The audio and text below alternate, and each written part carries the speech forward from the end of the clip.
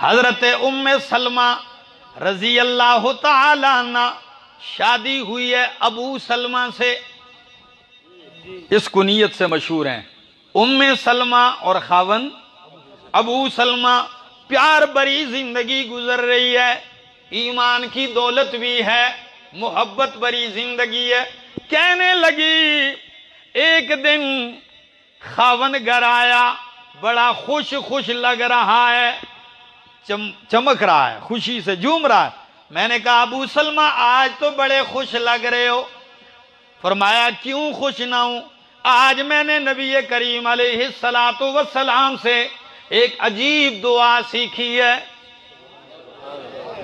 آپ کو سکھا دوں؟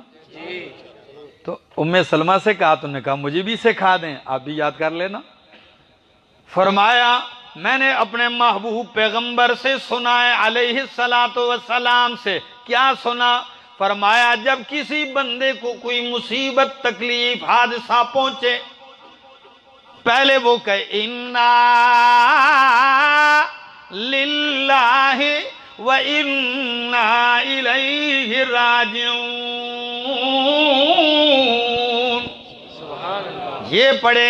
اس کے بعد وہ کہے اللہم اجرنی فی مصیبتی، اللہم اجرنی فی مصیبتی واخلف لی خیرا منہا، اللہ مجھے اس تکلیف مصیبت جو پہنچی ہے اس کے بدلے میں اجر عطا کر، اور جو چیز تو نے لی ہے اس سے بہتر عطا کر۔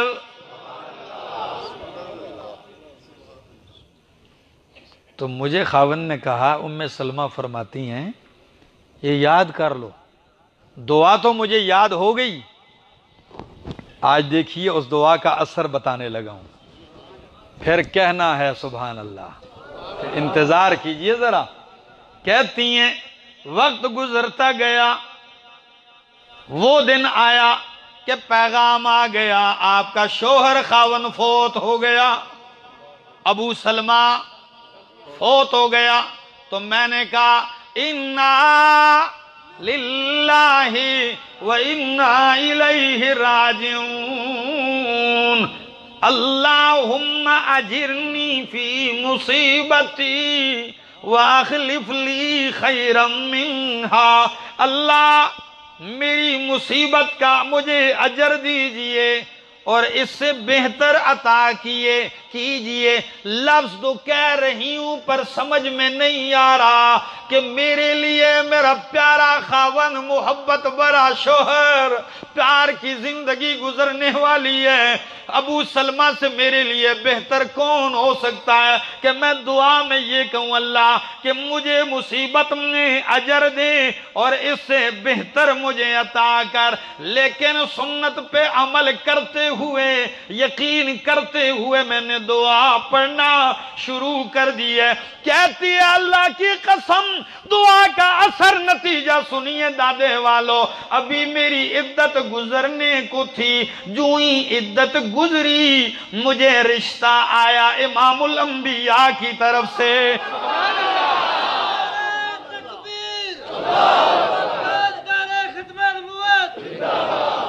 اللہ اکبر۔ نبی کریم صلی اللہ علیہ وسلم نے پیغام نکاح بھیج دیا۔ سوچ رہی تھی کہ میں نے کہا کہ ابو سلمہ سے کون بہتر ہوگا؟ اللہ نے فرمایا میرے نبی کی سنت پہ عمل کیجئے، بدلے میں وہ دے دیا جس سے بہتر کائنات میں ہے ہی کوئی نہیں۔ تو ام سلمہ ام المومنین بن گئیں۔